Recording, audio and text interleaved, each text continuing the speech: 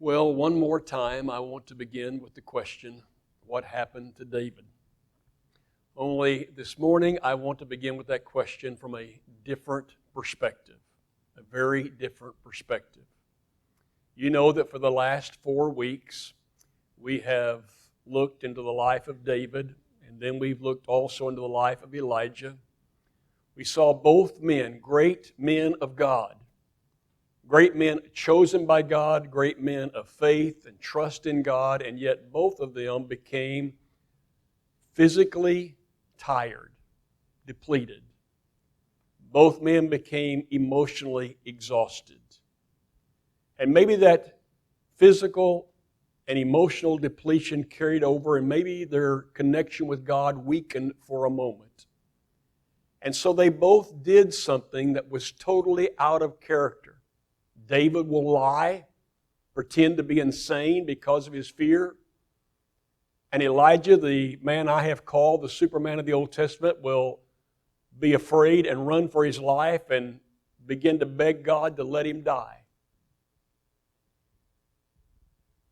And this morning, I want us to look at this question of what happened to David, therefore, in a different light, a different perspective, because I'm really wondering what happened to David between the end of 1 Samuel chapter 21 and the end of 1 Samuel chapter 22. Because at the end of chapter 21, David is before the king of Gath, terrified that he's going to lose his life, pretending to be a madman, pretending to be insane. But then you get to the end of chapter 22, and most of chapter 22 is about Saul and his vengeance and how he kills all these people in the city of Nob because of David's lie. And one man escapes, and he comes and tells David what's happened. And David will stand up with such strength and with such character, and he'll say, "It's my responsibility." In other words, it's my fault that this has happened. And I'm curious, what happened between the end of chapter 21 and the end of chapter 22 that would allow David to return to this man of extraordinary character that we've always known? And what happened to him is very similar to what God did last week for Elijah in bringing him back to his character and his position of faith.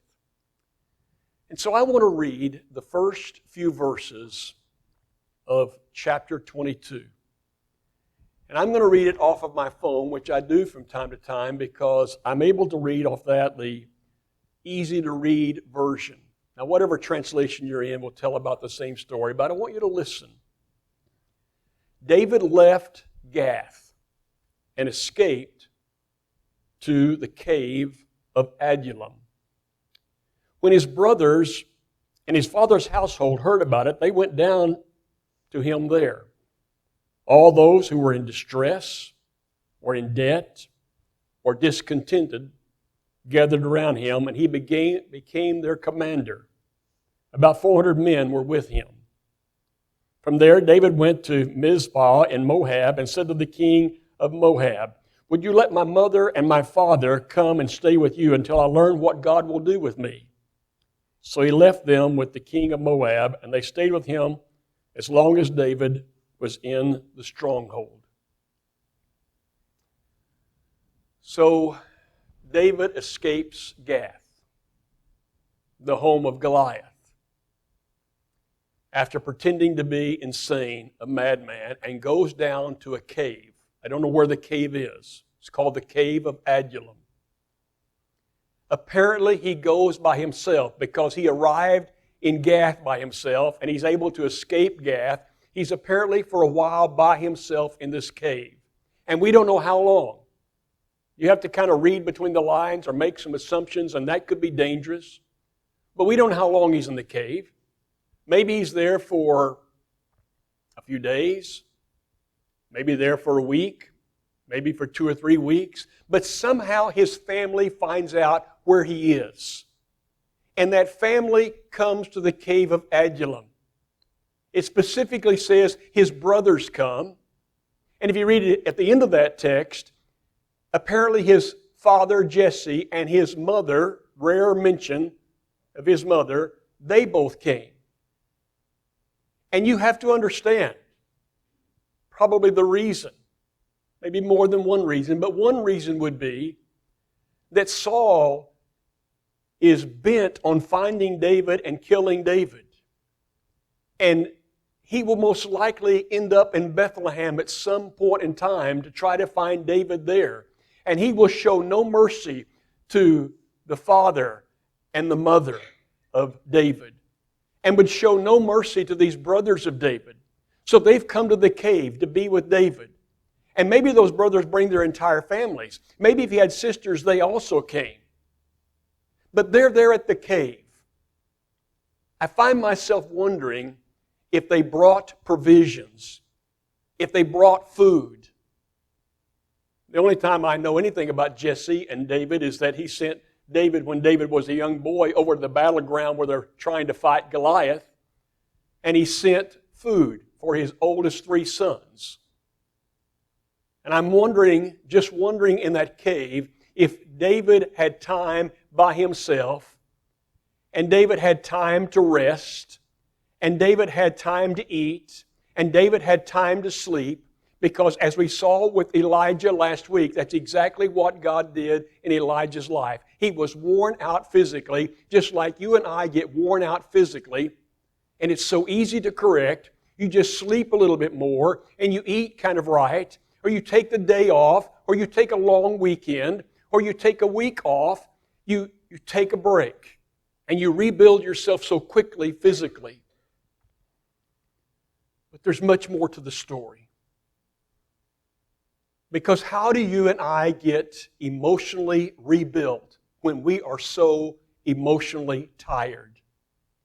From major relationship problems, from major money problems, from major work problems, and all the other things that go along with it, illness problems, loss of a family member. How do we recuperate emotionally? And there's something about his family showing up. And his family surrounding him. Can you imagine what the conversation might have been like as David looks at his father and mother and his brothers, and he begins to say, I've been nothing but good to Saul. I have fought Saul's battles. I have been honest. I have been loyal. And now Saul is trying to kill me. And he's made me have to leave my wife and my home. And I've had to run away from my home country even. I have no place to go. See, that's how we kind of talk when we get emotionally worn out. But there is something taking place, I'm certain of, though it's not written. There is something about when you and I get emotionally depleted of having those we love around us. There's something called relational energy that you have to understand. Now, I'm going to abbreviate a story in my life because some of you have heard it before. Some of you have heard a part of it. Some of you have not heard it at all. But in 2009, I was 16 years into the presidency of Lubbock Christian University. Don't have time to tell you all the reasons, but I was absolutely physically depleted. I was even more emotionally, completely worn out. And I suspect that I had lost some of my connection with God. And I was beginning to tell the trustees, I need to get out of this job. I have had all I can take of it. They said, Ken, you have to make it 3 more years. It'll take 3 more years for us to get ready to make the transition. So I started doing all kinds of things to try to rebuild myself, though I did not know exactly what I was doing. But in the process, I enrolled in a small group meeting in Dallas. It took place the first Wednesday of every month in 2010. 6 other men and I were in this small group. The group was led by a man named John Townsend. John Townsend and Henry Cloud are PhD psychologists who became partners right out of school. They owned and operated the Menard Meyer mental health clinics in Dallas. They sold those, bought more clinics in San Diego, sold those. And they had written so many books that they started making their money by books and executive coaching. So I went to meet with John Townsend. I thought it would teach me a little bit about some leadership techniques that make my job easier, but I didn't realize that John liked the psychology behind the leadership. I'd been in the group for 3 months when on a Saturday morning, John called. Made me nervous that John would call me on a Saturday morning. And he said, Ken, I have you figured out. And I said, well, John, what do you mean you have me figured out? He said, you're about as classic a CEO as I've ever met. You got to realize I'm a little tiny minnow in his pond. I said, well, John, in a nervous voice, I said, John, what does that mean? And he says, here's the kind of person you are. You run and you run and you give, but you don't want anyone close to you. You don't want anyone to see any chink in your armor. And he said, you're killing yourself. I said, John, that's the reason why I enrolled in this. He said, I'm going to make another prediction. He said, I don't know your wife, but my prediction is because you're so classic, you're killing your wife. He said, because what you do is you won't talk to anybody. And yet you go home and you begin to unload every frustration you have, all the problems you've got at work, and all the things that are said about the faculty, and all the criticisms, and you unload all this on her, and you're probably killing her. And I said, John, it's exactly right. She is so fragile. In fact, I think there are days she would rather not me come home than to come home and act like this. Now, those of you who heard the story, do you remember what John told me? He said, Jones, I'm going to fix you. And I said, John, how could you possibly fix me? He said, it's easy, but you're not going to like it. He said, I want you to find 2 people whom you really trust, who are very safe. And I want you to, he said, I would tell you 4, but you couldn't handle 4. He says 2. I want you to meet with them separately about every 3 weeks. Their job is not to give you advice. Their job is to listen. And their job is to let you tell them every mistake and every frustration, and every fear, and everything that's going on in your life. I did that. And it did some amazing things to change me. To let me know that it's okay to be a bit vulnerable. And John said, Ken, this is called relational energy. And it's the only way you can refill the emotional tank. The only effective way and quicker way that you can refill the emotional tank. You have to have people to help you get through it. One of those men I met with is now dead, as you well remember. One I still meet with. Will likely meet with him this week as I go to Lubbock. Don't you think that this family showing up with David has something to do with relational energy? And don't you think that they're able to help him along the way? Now, I want to tell you something that I need you to really listen to so that no one misunderstands what I'm about to say. Have you ever really thought about why we assemble? Have you really thought about that? Now, all my life, I've heard it termed like this. We're going to church. I think if the New Testament Christians and New Testament writers would hear that term, they would kind of keel over in their tracks. It's not a New Testament term to go to church. I've heard it for years called the worship service. That too is foreign to the New Testament. You don't find that in the New Testament. The closest you get to an idea of worship is that we present our bodies daily, a living sacrifice, which is our reasonable act of worship or service. So I scratch my head and say, what is it that we're really doing here? Oh, I believe part of it is praising God. I believe part of it is praying to God.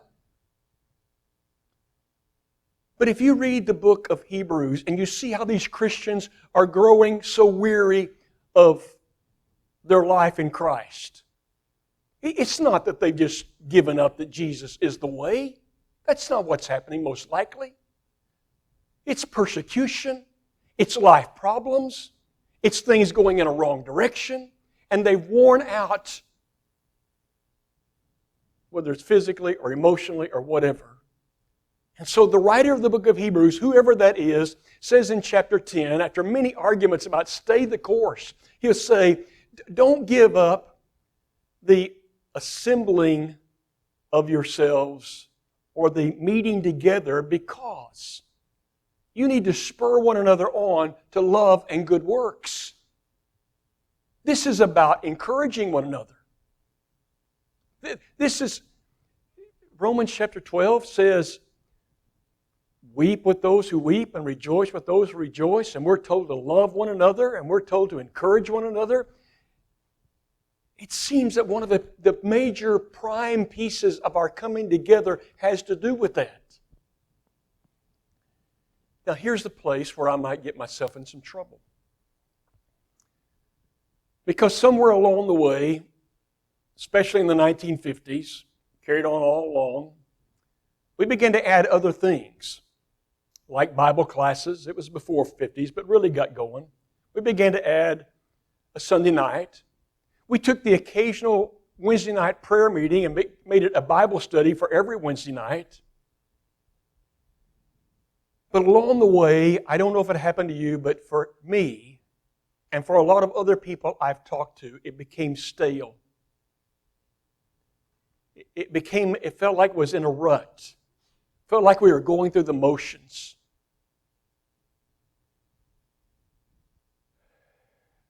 And many have talked about it. I would pray about it. What could happen to bring us out of the rut so we could invigorate people and so we can get back to the original purpose? But as many as people that I've talked to about it, no one can find an answer. And all of a sudden in 2020, as much as I've not liked 2020 thus far, in 2020 there comes a virus. There comes a virus that stops everything in its tracks. When in your lifetime have you gone 8 weeks without an assembly? And if I'm not mistaken, where your daughter works at the Memorial Road Church, the largest church of Christ in Oklahoma, 2,500 people on a Sunday morning. They've tried one time, according to the information I talked to last Tuesday night over there.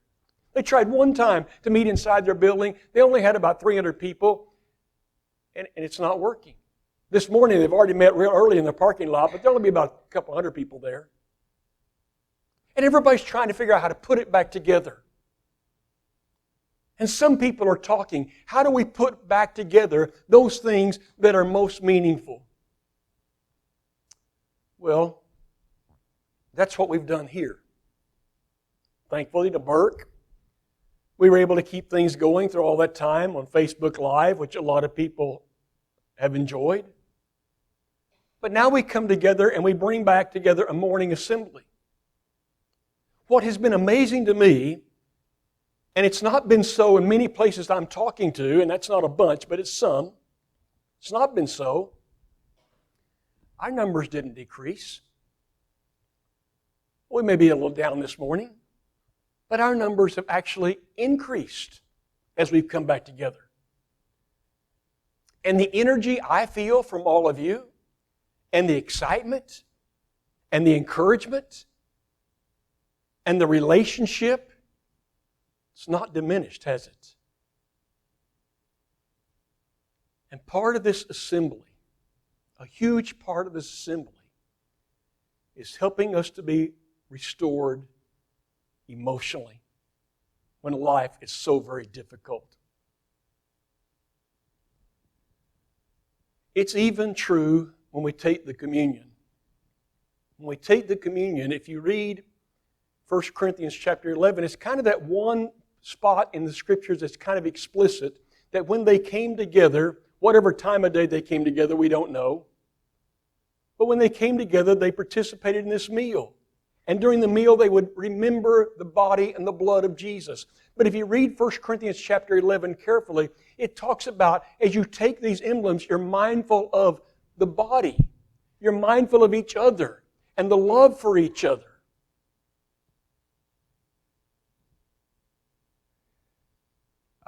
I really appreciate people watching Facebook Live.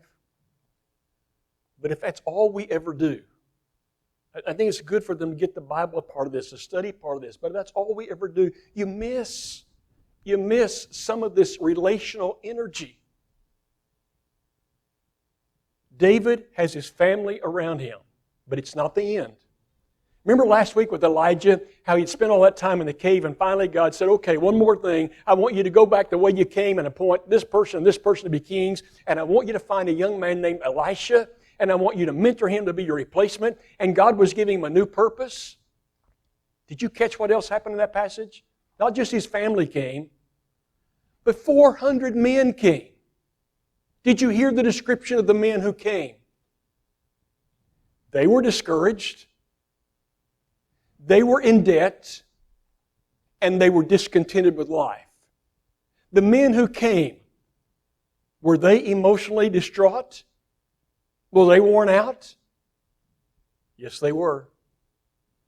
And David became their leader. David has a reason, a purpose to go on.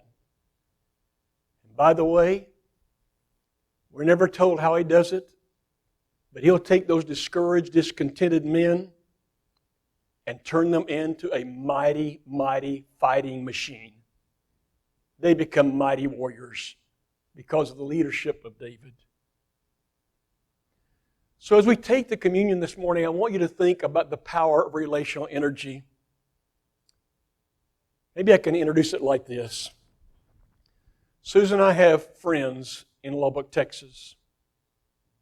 David and Tanya Boyer. We've known them for a long time. They are both faculty members at Lubbock Christian University in the College of Education. But they haven't been in Lubbock for the last 52 days, counting today. They've been in Denver. They've been in Denver at the Craig Spinal Institute.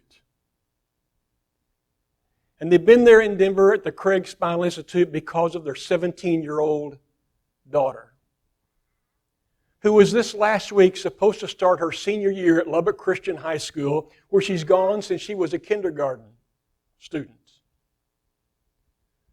But in June, she was going down the slide into a swimming pool in a neighbor's backyard.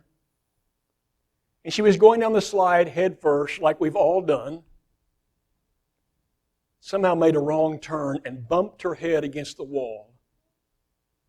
Now, she did not sever the spinal cord in her neck, but she damaged it terribly so that she has no use of her arms, no feeling at all in her legs. I believe still she'll recuperate. She'll be restored, that God will do that. But almost every night, Suze will read to me the blog that someone in that family writes. Like last night it was David. The night before it was their son. Sometimes it's Tanya. And they talk about how homesick they are and how they want to go home and how difficult the therapy is for her and how some days she's discouraged, but most of the days she's bright and shiny, believing that things are going to work out. But what they say most is that without your cards and your notes and your text and your emails and your prayers, we could not survive this. What they're saying is this relational energy you're supplying to us is sustaining us. And we know that our God is mighty, and they talk about God continually. That's what we're to do for each other. That's how the body works. And that's what I hope you remember, that our God is not a God of condemnation, though He will if you force Him to. But He has to be forced. Our God is not a God who looks at every little mistake and criticizes. And our God looks at those of us who are broken and who can't maneuver life very well and wants to restore us. And our job as Christians is to aid in that process of restoring each other.